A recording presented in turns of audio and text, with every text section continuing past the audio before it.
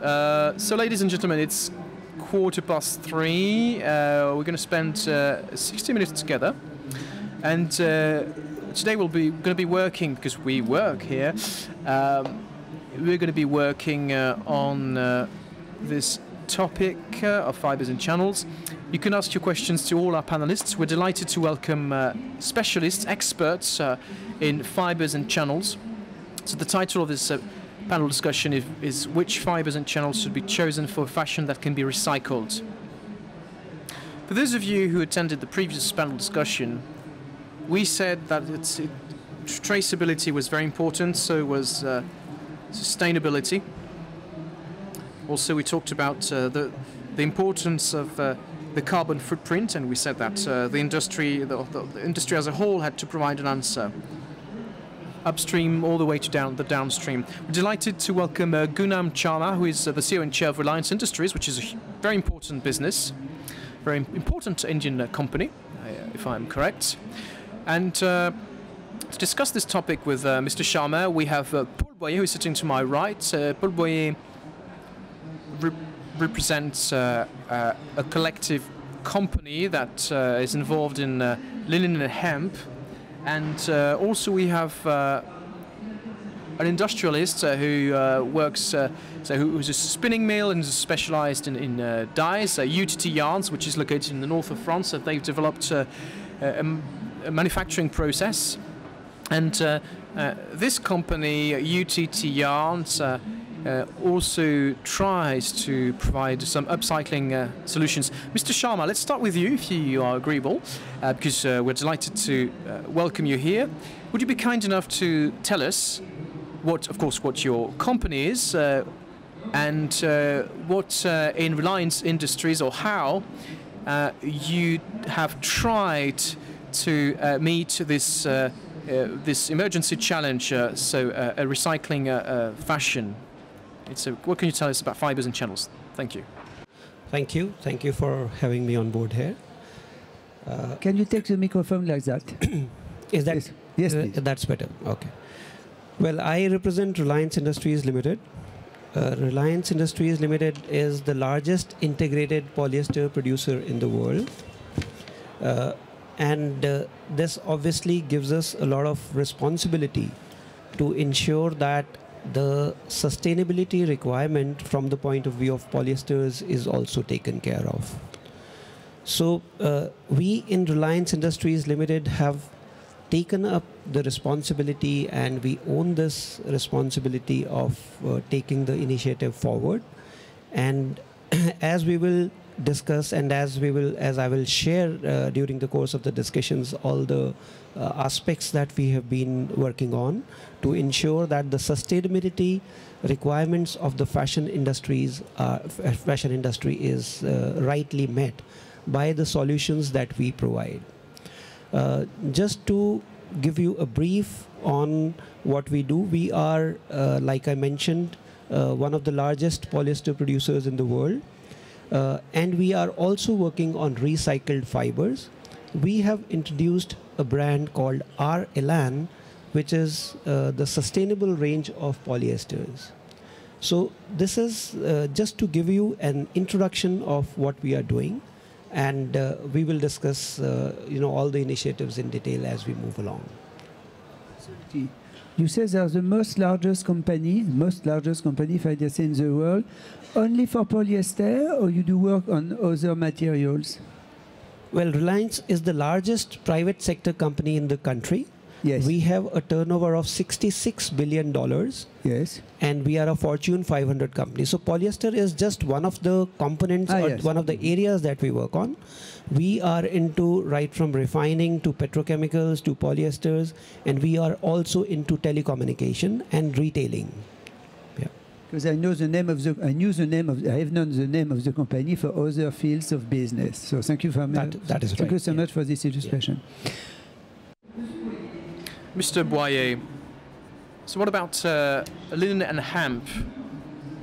So you have a collective. You told me in private just before we started the panel discussion what you do with hemp and linen. And so what do you do in your company? Well, good afternoon, everybody.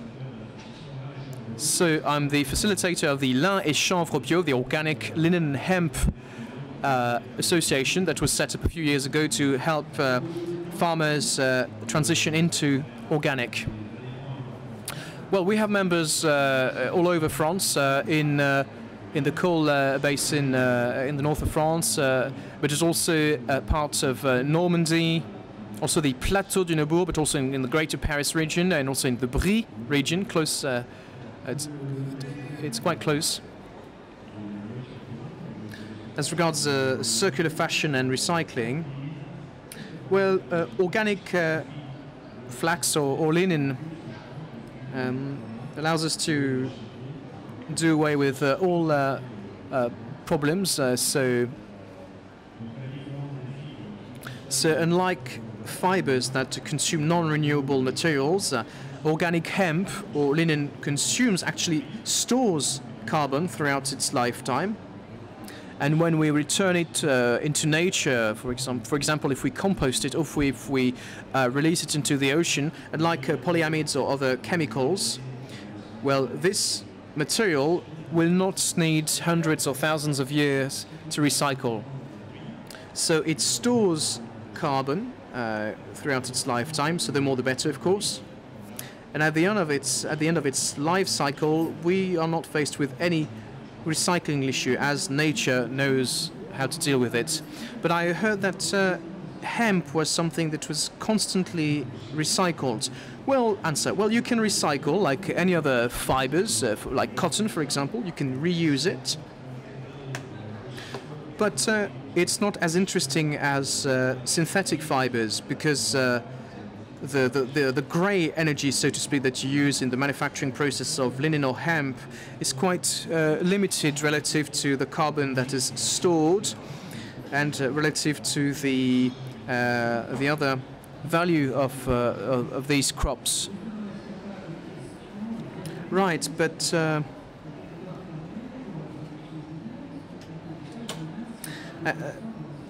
to my recollection, flax production, no, it's only 10%.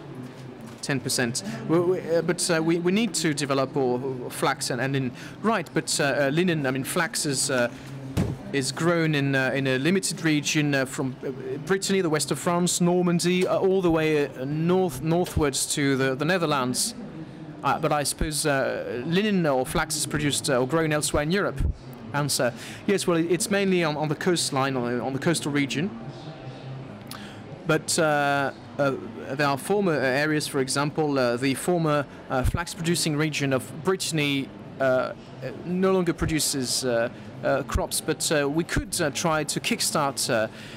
We could try and kickstart production in these regions, especially considering the rise in the demand for organic products. But that's why our association is trying to kickstart hemp and linen in France.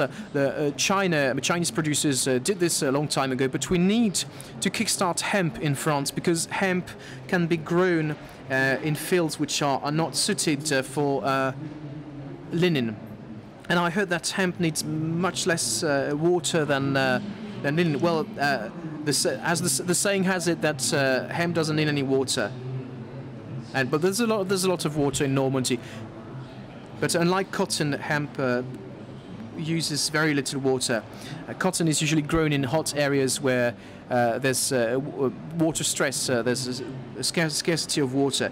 But you don't have this problem, for example, with a flax. In Normandy, you can, I mean, you don't need to drain your fields. There's a natural supply of water. Right, so it's very important to kickstart the hemp industry in France. Yes, that's what we're working on. There's a hemp industry which is very strong in China, and several other countries also grow this specific crop. But in France, we're trying to kickstart hemp, and it will be complementary to linen. It's fibers that can be processed in the same way in spinning mills. And the yarn qualities require more or less the same type of work. Right, Michael Lemaire, you represent UTT Yarns, which is a French family-owned company. Absolutely. So you are involved in spinning and dyeing. Yes, we are located in the north of France. As you said, it's a family-owned company. The company was established, I mean, it's been in the family for a very long time. I can't remember the exact date, but... and so we produce yarn for fashion, for pullovers, so we produce acrylic, cotton, wool. We can offer all these types of products. And we have quite a wide range with standard and fancy yarns. So in the last 2 years, we've been thinking about how we could reduce our environmental footprint. And how did you, why did you start to think about this? Was it a demand from the market, or did you analyze consumer or garment maker pattern or behaviors? Well, we work in close relationship with our customers, with central purchasing organizations, with knitting companies, and it's always been very important for our company to have a very limited environmental footprint. And as I said earlier on, we have a water recycling plant that is currently under development. So we try to recycle dyeing water to use it again. So it's always been part of our DNA. Now we're trying to find ways of doing more. For example, we have a 100% cotton product, so it's all organic. All the cotton we sell is organic. Right, but what about effluence and color? Well, the material, the cotton, they're all organic. So we use dyeing agents. We have dyes that have some specific certificates, and we may use it. We may use these dyeing agents or not, depending on the request of the customer. So it took us 2 years for this specific product. We wanted this product to be eco-friendly. We also wanted to guarantee some traceability, but also we wanted to have prices that would be acceptable for the market. You can see the reels here, the coils we have in our dyeing plant workshop. So it took us 2 years, and today we have 2 products. Recycled polyester, so it's recycled from bottles. And also we have post-consumer recycled jeans or denim. And we are also working on other projects. We were really trying to make a change in the industry, and we're trying to see how we can offer as many recycled products as possible. Right, you're saying that you're trying to make a change in the industry. Over to Mr. Sharma, if he agrees to it. I think, well, you are a major operator, you're a major company, a major player on the Indian market. We got this. So in the industry, who calls the shots? Who decides to launch a comprehensive upcycling strategy? Who would you say, who calls the shots? Which operator, which player in the general chain, the value chain in the garment industry, where is the decision made? Maybe it's a joint shared decision, but who would you say calls the shots? Who decides that whether companies are going to embark upon recycling or not in the value chain? Actually, the consumers, because Yes. this demand and this awareness is actually coming from the consumers. So as a lot more consumers are gaining this insight and trying to be much more environment friendly, which is obviously the need of the hour, this is actually being transversed backwards. So this demand or this understanding or this requirement from the consumers is being understood and appreciated by the apparel brands and the retailers, which eventually is then captured by the value chain, and then it comes back to the raw materials. So this is the way this trend or this change is actually evolving. And I think the objective for all of us in the value chain is to ensure that these evolving needs and these pressing needs should definitely be taken forward in the most efficient and the most sustainable forms. C'était un peu mon sentiment, effectivement, c'est du consommateur qui est les choses. Right, so that was my sentiment. So change comes from the consumers. Thank you, Mr. Sharma. Now the example of linen is a case in point because linen has been a material used since time immemorial by humans, and Europe eventually came to develop an interest in linen with the brand masters of linen. And very, very quickly, consumers understood the interest of linen probably faster than European institutions. So is that right? Would you say that consumers have helped the linen industry to take off, and so can we say that hemp is going to benefit from this? Yes, absolutely. Consumers call the shots again, but it's a long industry. It's a long chain between the farmer with retting, scotching, worsting, dyeing, making, and so on and so forth. Well, in all industries, that is probably, amongst all industries, it's probably the longest one. Yes, well, we have a lot of organic producers who work in short supply circuits. For example, vegetable and fruit producers directly sell lettuces to their customers, and here for organic farmers who have crop rotation between linen and other crops such as potatoes and wheat, it's a very, very long chain. Hence the interest of this association, linen and hemp, which is created at first at the behest of farmers. And so the entire linen and hemp industry. So when you say the industry, who do you include in this? Well, farmers. Farmers grow flax and hemp. They use organic techniques which have well-proven yields. But then scotching has to be approved. Hacking and spinning also have to be certified. These are highly mechanized products. There's not a lot of chemicals involved here. But then you have to, there's dyeing, but it's the same as for organic cotton, for example. So it's the Global Organics Technique Standards, the GLOTS award or certificate.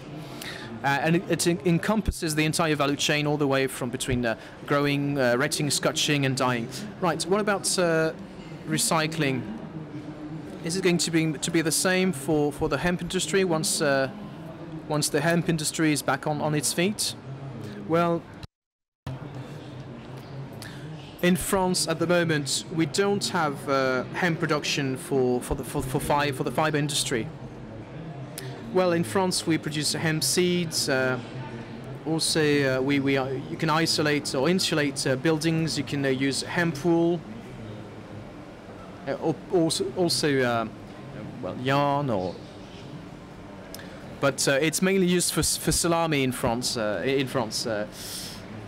It's not really something which is in use for the fashion industry. So that's why we're trying to work with flax growers. But hemp is also very interesting for agriculture because in hemp fields harbor a lot of biodiversity. You don't need any pesticides. It's a plant that can adapt to really difficult soils. Well, but it still is. It's a plant which is much more robust than flax, and it can adapt to a lot of different terrains. And there's a lot of potential. So you don't always grow hemp or flax in a field. There's a lot of crop rotation involved. For example, you can do organic potatoes. The year after, you can do cotton and so on and so forth. Okay, but it always have to be organic crops. Yes. Hence the interest of growing organic hemp. You don't need any pesticides. And over time, because it's organic flax. I mean, all crops will have to be organic, so this will require organic wheat, so you don't have to import wheat anymore. You can do organic eggplants, organic potatoes. So using or growing organic flax is very good for French fields.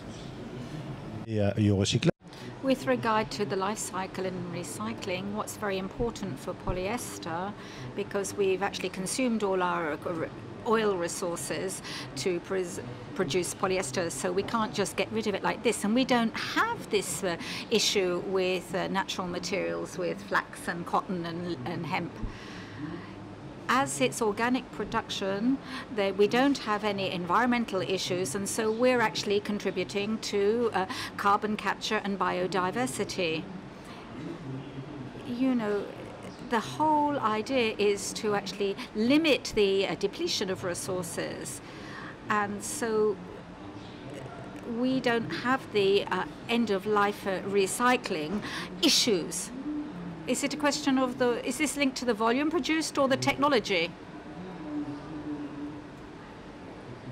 Well, when you compare the 6, 7, 10 million tons of polyester with 100 million tons of linen, we haven't got the same magnitudes of volume, but the microfibers of polyester, which actually come out each time we wash them, this makes 100,000 tons that actually goes into the biosphere. So we're not talking about the same orders of magnitude, but flax is a model. In terms of the environment, this is the most ecological fiber ever. Also hemp as well, because we don't use pesticides at all, so it's very good for the environment, and it's very favorable in terms of agriculture as a whole. But then obviously then when you have to process it and dye it, etc., there is grey energy that has to be used.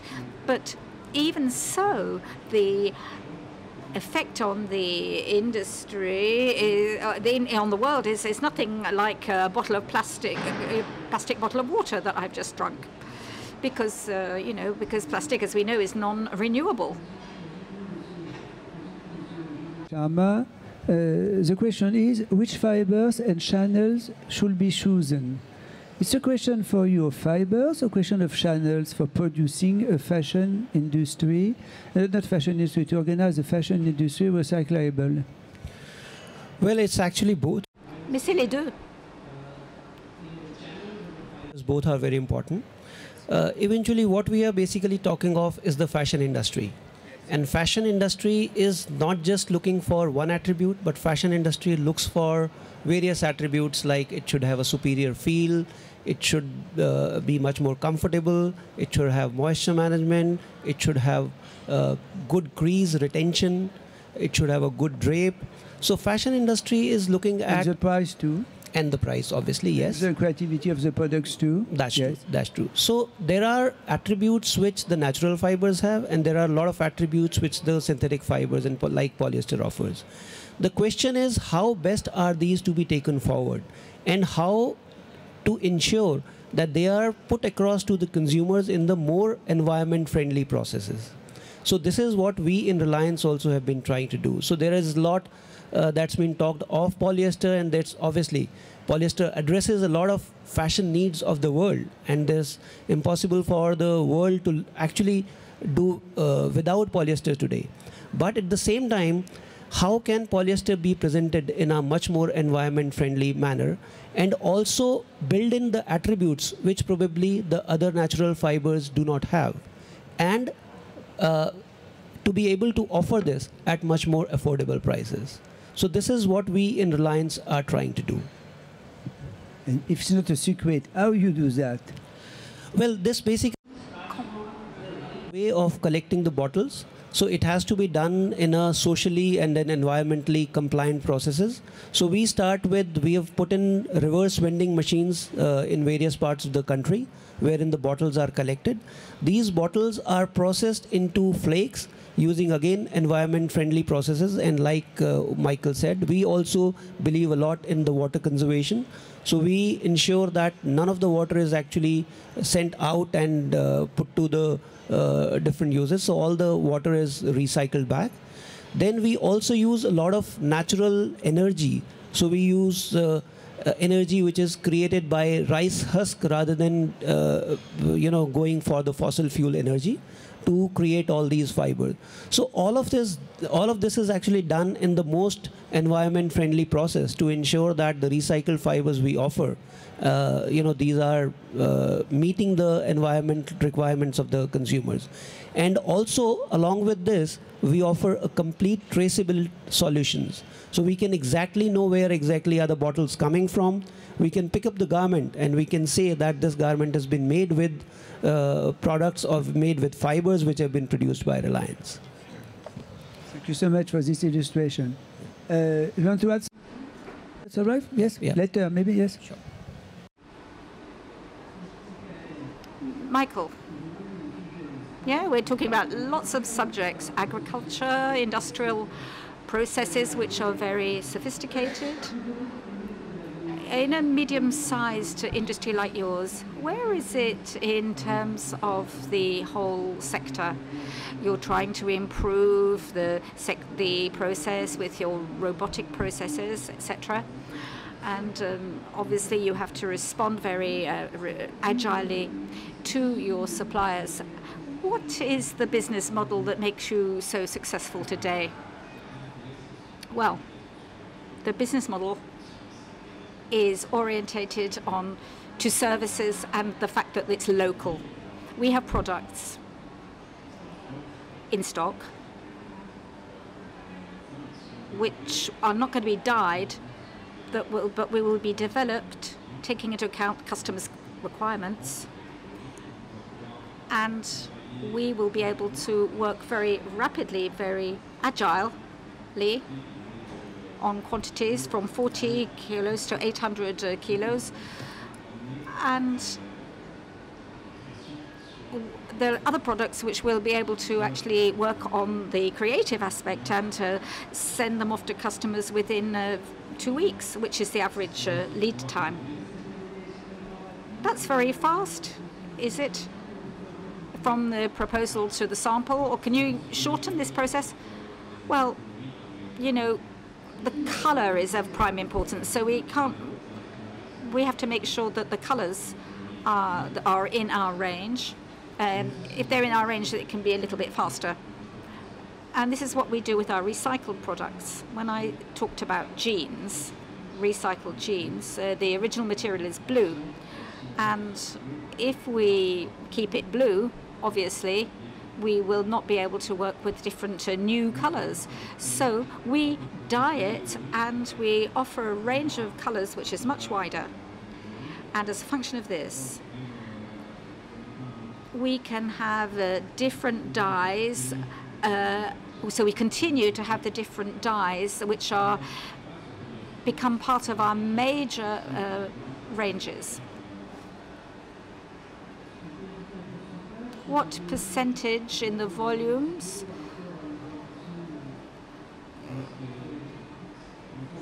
For the moment, we're starting the process now. So we're offering this service now, and the aim is to move forward together with the greater technical processes and including the customer and explain to the customer how we're going to be working in the future. How do you actually explain to this cooperative process to the partners? Well, we work very closely with them. The sales managers are very close to the weavers and the purchasing departments, so that we work very tightly. We have to make sure that we've got the colors all developed before we actually can set out the timescales. Now, is this important? Is color important to you as well? Well, of course. Well, dyeing is essential for the fashion industry. And when you talk about textiles and fashion, you mustn't forget the dyeing process. Linen often suffered in terms of linen is the word in English that's used for linen in the household, and so it had a very old-fashioned image, and it wasn't very glamorous at all. And now there's a lot of work that's been carried out to get linen out of the old-fashioned cupboard And so we have linen knits, we have T-shirts and other creations which are really very high designed. You can, in the past you didn't weave, you didn't actually make knits out of linen, no. And this gives another aspect to the material, does it not? You know, it's very soft and it's draped and it's a little bit worn looking. Yes, and it's very up to date. And the problem is, the ransom of success is that there is a pressure on linen price. And as my produce is organic, you know, we're at the beginning of a movement. Linen is the future of linen. Linen hemp, which has even more potential because it can actually be adapted to different types of land. And China's understood this already, and they're already planting hemp. And so I really do think we have a sector which will give us a local answer. We will be able to use these sectors of organic hemp and flax and recreate the textile sector so that people will be able to wear products that have been grown close to us, locally grown, rather than taking products from elsewhere. Introduce someone else. Mr. is a representative of TV industry, and because we have unfortunately someone who can't come, sit down, Christina Dan You're from Christina. Solvay, because unfortunately she is That's the new super Christina. sick. So she had taken her ticket, plane ticket and all, but she can't come, unfortunately. So basically she's very agree with the fact, like she told me, she's very agree with the fact that we have to think from the very beginning, designing the product until the consumer participation to create a really circular industry. But I thought it could be interesting to get the view of a real industrial who works for different part of the industry for workers. I mean, I'm very happy to invite TDV to the panel. If you are agree, are very all of you. happy to absolutely to welcome Okay, the thank gentleman. you, thank you. Absolutely. So jump, my dear. Well, I'm going to speak in French. TV industry I come from. You've just bought Solv, so we're very pleased to welcome you here. How did you get on the panel? Did you listen to what's been said before? Yes, very interesting debate, very interesting discussion. TDV Industries, we have 150 years history. We were founded, we're a family, we're on the 5th generation, it's a family company. We're specialists in textile manufacture for work products. We are located between Nantes and Rennes, Laval.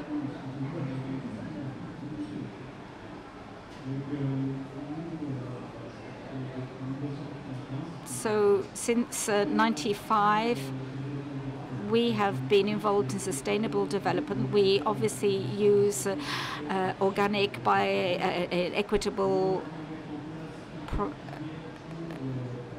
raw materials, and so now we're setting up a service to actually recycle different different types of clothing. First of all, we have to unravel the yarns from the recycled products. We're on this stand behind with Tectera and the others. We work a lot with La Cité on different collaborative projects to develop this sector. Lifecycle is the reuse of industrial clothing, apparel. So often this is often something that is wasted, and cotton has a negative environmental impact because of the use of water. Polyester is the same. So if we can give another life to all these items of clothing, this is what we're looking to do. And we're working with another project, which is to make a hunting garb and we're working in partnership, and we're working with textile industries that are working in the recycling industry.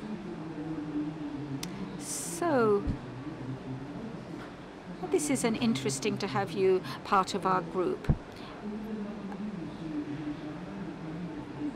When you heard this new person explaining all the research that he's carrying out with the European research, the European Centre for Textile Industries, in your country or in your group, your very large group, how do you carry out research? Is it internal to Reliance, or in India, do you have a structure, a governmental structure or a national structure, which allows research into these matters? Is research just internal, or are there collective facilities promoted by the Indian government or other organizations which allow you to make progress in research? Projects that the Indian government supports, and there are joint developments and joint researches undertaken in the leading institutes in India. But at the same time, big corporates like Reliance Industries Limited, we have our own research. Lensing. And lensing of it. No, big corporates like Reliance and obviously lensing also. Lensing also is a corporate like Reliance. But we also undertake a lot of research projects ourselves. So we have our own research and development wing. Incidentally, we had started with a lot of researches on polyester with DuPont, but since DuPont exited the polyester business, now the entire research center belongs to Reliance. And we have almost 80 scientists working round the clock on bringing new developments in polyesters. So which obviously includes working on the sustainable solutions also. And just to add to the previous question that you had raised to Mr. Boyer, dyeing obviously is one of the areas that we have been working on in Reliance. And we offer a lot of dope dyed fibers. So these dope dyed fibers have dyed, put into the polymer stage itself, so that these fibers or fabrics, they don't need to be dyed afterwards. So this is again one of the most environment-friendly solutions that we offer, because the dyeing process, whether it is a synthetic yarn or it is a natural fiber, this obviously generates a lot of effluents, and there are a lot of energy consumption which actually happens in the dyeing process. So the dope dyed fibers actually eliminates all of that. So there are a lot of researches that we've been doing on this subject as well to offer a lot of solutions to the fashion industry, making them sustainable and environment friendly at the same time. Thank you so much for this enthusiastic project. Donc, monsieur répondait à votre question, n'est-ce pas? So we're going to respond now to what he said. I have a question with regard to hemp, but perhaps you'd like to react to what he said. Yes, what he said was right.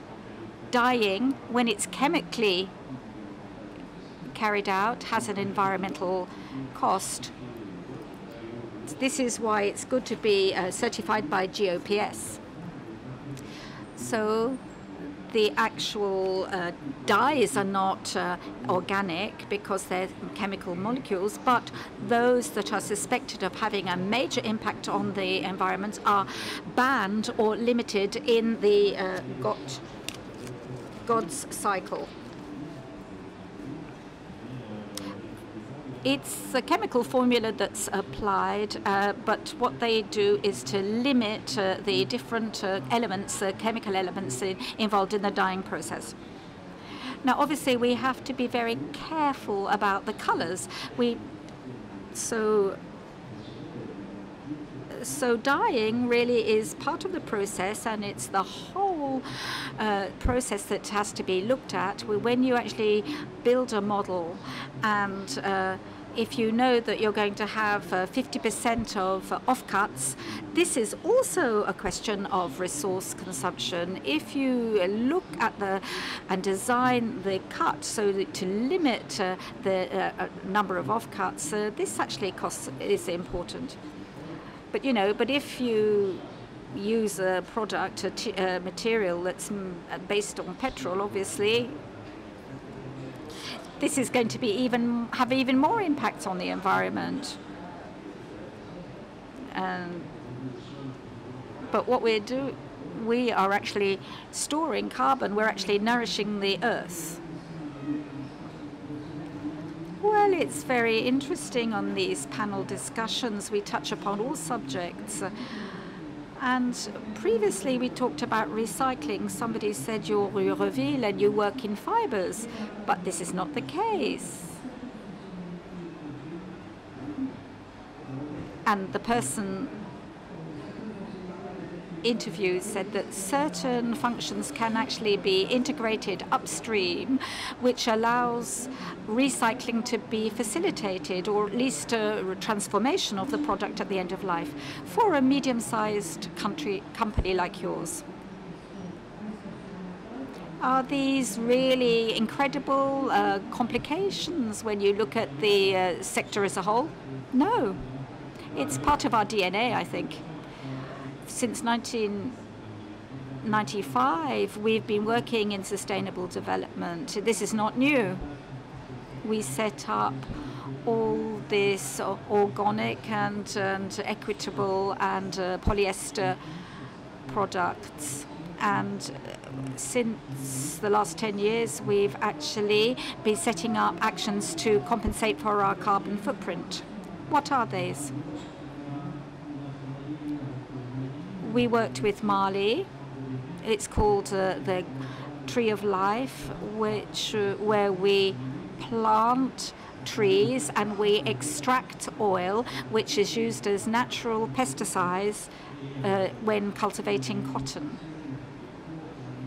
And we've also created ovens which actually limit the consumption of wood, and then we've also planted 3,000 trees to compensate for our carbon footprint. And so we have a little barometer in-house which actually shows the impact of the company on the different parts of industry.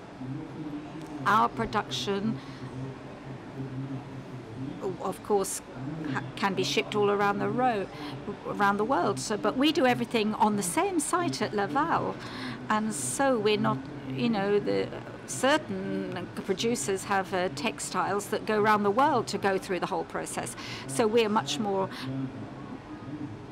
eco-friendly in this respect. And obviously, as I say, our whole range is also organic and equitable. On the previous panel, we talked about this as well. So it's always a joy to welcome all these representatives of industry here for the public and for myself. But we often talk about total integration, end-to-end integration. It's the same thing for the carbon footprint, is it not? Everybody's involved, everybody's on board. And it seems to me that everybody seems to be okay with this idea of the recycling, about harnessing the carbon footprint. Do you feel comfortable with this? Yes, I'm very comfortable with this. That's clear. Happy manufacturer.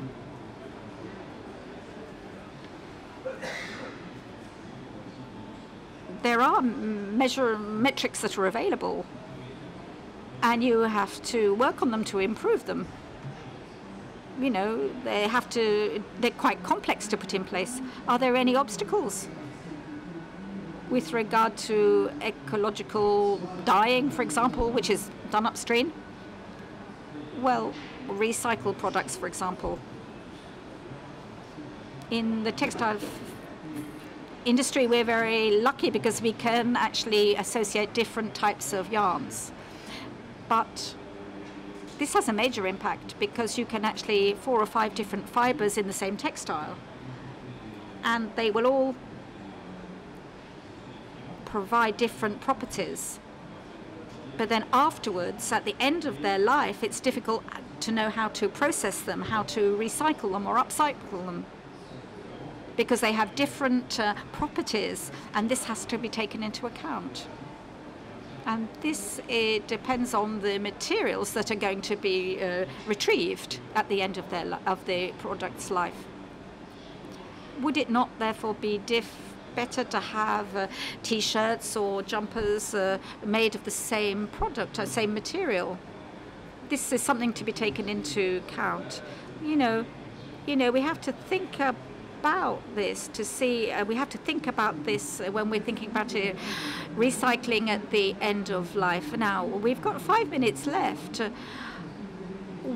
Would anybody from the public like to ask a question in French or in English? Because there is a translation available. David has a mic. Anybody got a question? Anybody in the public?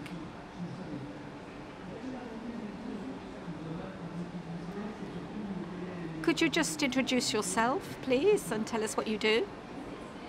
I'm Estelle. I work at Pimki. You talk about an environmental computer. How do you actually calculate the whole chain? Is it on delivery, or is just when you've finished your own production process? When we set up our social barometer, we work with the African cotton that we buy, because the impact is less negative, because this is economical in terms of water. So we start with the initial feedstock, and we actually finish the measurement at the end of the process, just before it leaves the factory, because we cannot be in control, of course, of what happens to it after it leaves the factory. So it could go anywhere else. So it's goods in and goods out. This is the extent of our measurements. Sophie Bramel, I'm a journalist. I work with textiles. I wanted to know, post-consumption recycled yarn at UTT, where are the products from? How do you collect them? How do you actually sort them and transform them into yarn?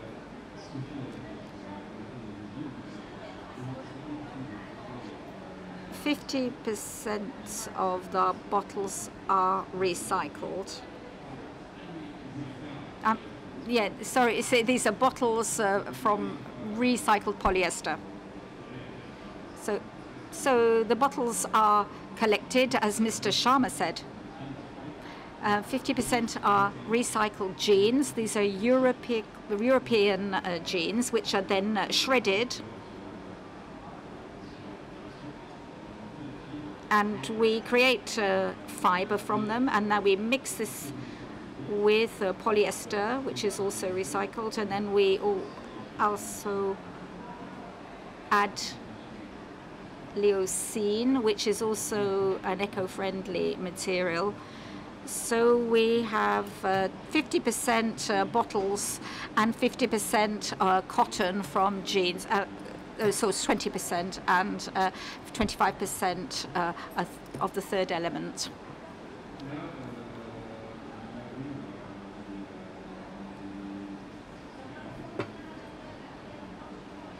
It's a shame you didn't look at the screen, but I can explain to you the whole process after the discussion. So these yarns have been put on the market recently. They can be, give you samples, we can sell them. We wanted to propose a quality yarn which is traceable and which is eco-friendly. Any questions? Well, I think we're coming to an end now, but after the debate, perhaps you could speak to the guests.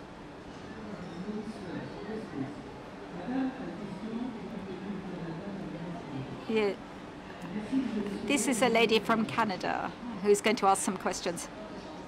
More directed at you. I thought you very eloquently talked about the effect of consumers reverse engineering into the supply chain and the value proposition.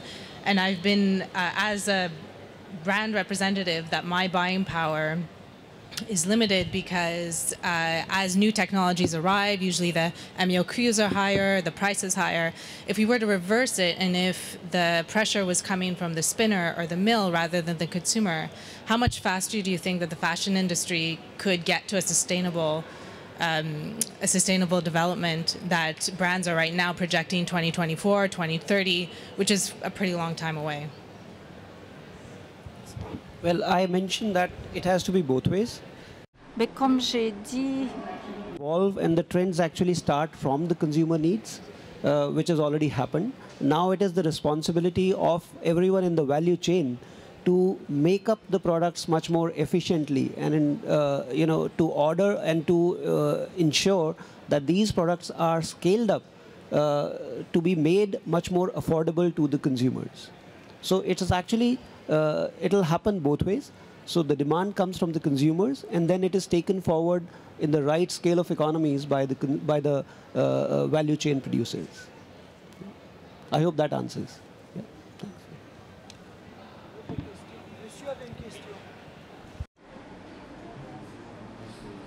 Frédéric Masson, I work in the men's fashion area, and I'm going to create my own brand. And I have a question with regard to wool for Mr. Boyer.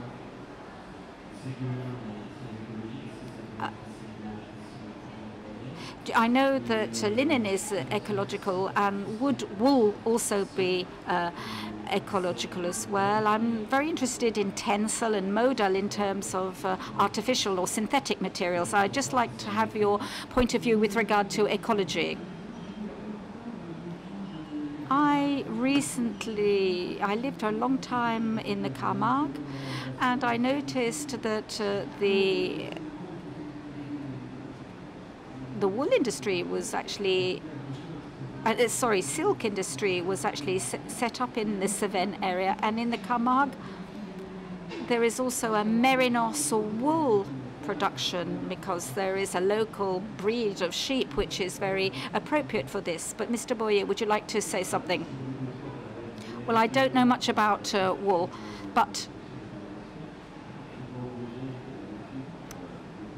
I don't think you actually ought to talk about fibers separately. You know, recycled polyester is better than polyester, and we're all trying to go together. We're going forward together. The problem with wool is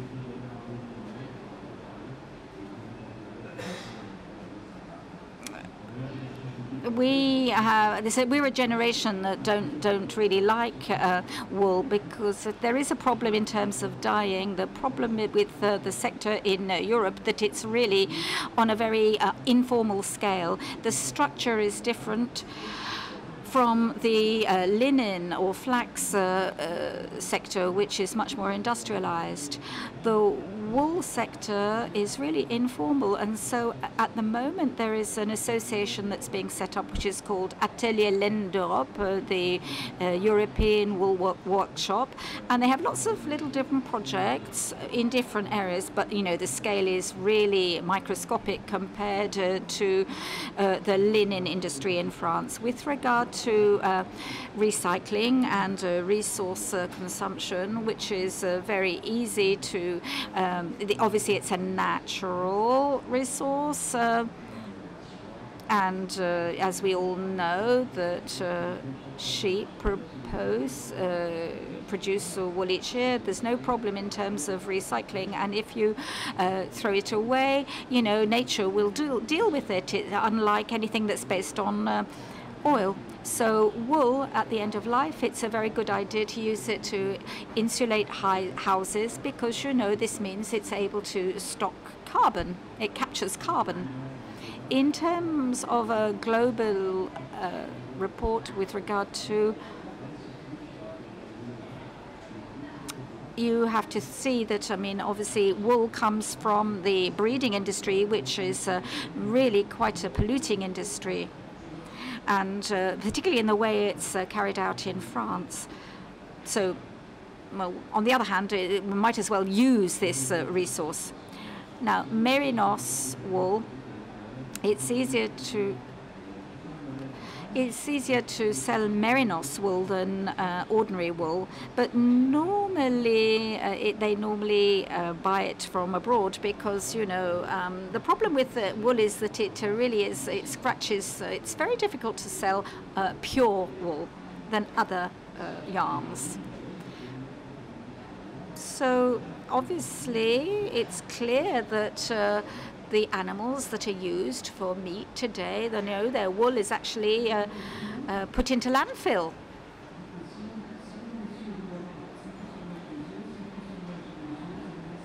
Thank you, everybody. We've got 3 minutes more if we have questions to anybody. Thank you for all this interesting information that you have delivered to us, and well done for everything that you're doing in your businesses, because together that is how we make progress. On the Avantex platform there are lots of solutions, and I'm sure on your stand as well.